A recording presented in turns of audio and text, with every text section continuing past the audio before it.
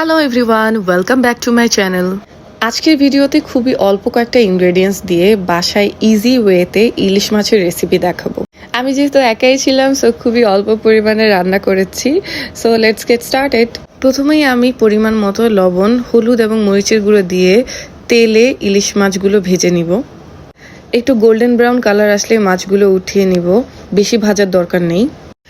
তারপর অন্য একটি প্যানে মাছের তেলেই পেঁয়াজ কুচি দিব, একটি তেজপাতা দিব, তারপরে এটা একটু ব্রাউন কালার করে ভেজে নিব।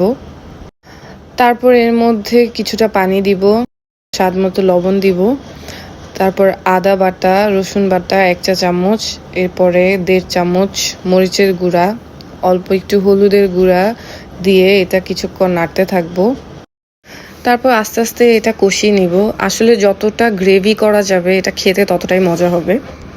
মশলাগুলো একটু কষানো হয়ে গেলে তারপর এটাতে অ্যাড করব 1 কাপ পরিমাণ নারকেলের দুধ। আমি এখানে ইউজ করেছি কোকোনাট মিল্ক, যেটা ক্যানে কিনতে পাওয়া যায়, সুপার শপে পাওয়া যায়, সেটা ইউজ করেছি।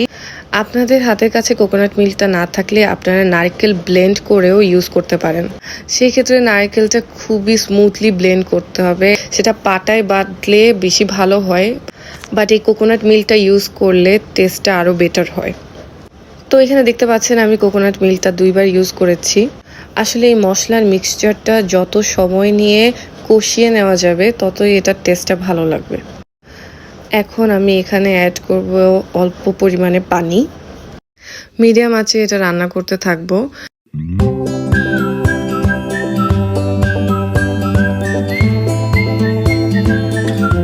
ঝোলটা যখনই শুকিয়ে আসবে আবার অল্প পরিমাণে পানি অ্যাড করব।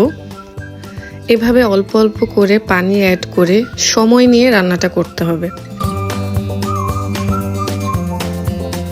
আমি কিন্তু একবারে পানি দেইনি, আমি একটু পরপর অল্প অল্প পরিমাণে পানি দিয়ে গ্রেভিটা করে নিয়েছি। আমি এখানে অলমোস্ট পানি ইউজ করেছি 4-5 বার। ভালো মতো কষিয়ে নেওয়ার পর একটু পানি দিয়ে এরপরে এখানে ভাজা ইলিশ মাছগুলো দিয়ে দিতে হবে। একটু কেয়ারফুলি দিতে হবে, মাছগুলো যেন ভেঙে না যায়। এরপর মিডিয়াম হিটে মাছগুলো রান্না করে নিব। 3-4 মিনিট কুক করার পরে এখানে ঘন গরুর দুধ অ্যাড করব। আমি এখানে অ্যাড করেছি 1 কাপ পরিমাণ গরুর দুধ। এটা জাল দিয়ে দিয়ে ঘন করে নিতে হবে। সাথে অ্যাড করছি সেই কোকোনাট মিল্ক, এখানেও 1/2 কাপ পরিমাণ আমি কোকোনাট মিল্ক অ্যাড করেছি। এরপর এর মধ্যে দিয়ে দিব একটু পেঁয়াজ বেরেস্তা, 4-5টা কাঁচামরিচ ইউজ করব, এতে ফ্লেভারটাও খুব ভালো আসবে। অলরেডি খুব সুন্দর একটা অ্যারোমা পাচ্ছি। আর আপনারা এটা সার্ভ করতে পারেন ভাতের সাথে বা পোলাওর সাথে। আমি সার্ভ করেছি পোলাওর সাথে, আরেকটা চুলায় আমি এখানে পোলাও কুক করে নিয়েছি। পোলাওর সাথে খেতেই আমার কাছে বেশি ভালো লাগে। মাছগুলো অলমোস্ট কুক করা হয়ে গেছে।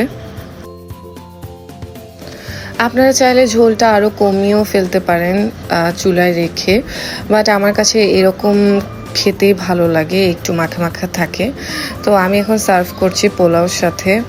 আর এই যে দেখুন, দেখতে কতটা পারফেক্ট হয়েছে, অ্যান্ড এটা খেতেও খুব মজা, একটু ডিফারেন্ট টেস্ট পাওয়া যায়। আশা করছি আপনাদের সবার নারকেল দুধে ইলিশ এই রেসিপিটা ভালো লেগেছে। বাসায় বানিয়ে দেখবেন and let me know in comment section. আর ভিডিও ভালো লেগে থাকলে please like, comment and subscribe my channel. সবাই ভালো থাকবেন, টাটা।